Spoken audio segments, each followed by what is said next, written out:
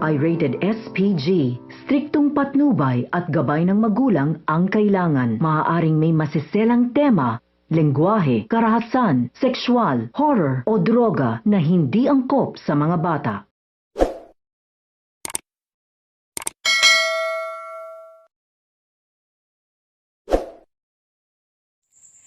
Nagtagumpay nga si Angel sa kanyang plano na maibalik sa mental hospital si Vanessa. Pero nang ipasok na sana si Vanessa sa loob ng sasakyan, dumating si Lexie at kinagat ang mga humahawak kay Vanessa at pinatakas ito. Dumiretso si Vanessa sa kanyang kaibigan. Sinabihan niya si Pons na ituloy nila ang paghahanap kay Kiara. Aalamin umano nila kung sino siya at kung ano ang alam niya tungkol kay Angel. Samantala, patuloy pa rin ang paghahanap kay Vanessa nina Angel at Marco kasama rin ang mga staff ng mental hospital.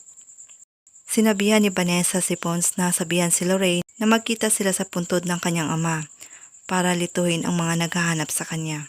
Samantala, nakakasiguro naman si Angel na hindi siya matatakasan ni Vanessa dahil kapag nakita niya ito, patatahimikin niya umano ito.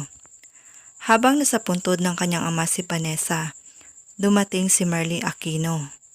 Maya-maya narinig nila ang boses ni Angel, kaya nagtago sila. Sinabihan ni Vanessa si Marley na huwag maingay baka makita umano sila ni Angel. Pero ayon kay Marley, hindi umano ito si Angel, siya umano si Kiara. Naguguluhan naman si Vanessa sa kanyang sinabi. Lahat ng yan ay ating aabangan mamaya sa Apoy sa Dugo. Maraming salamat po sa inyong panonood. God bless.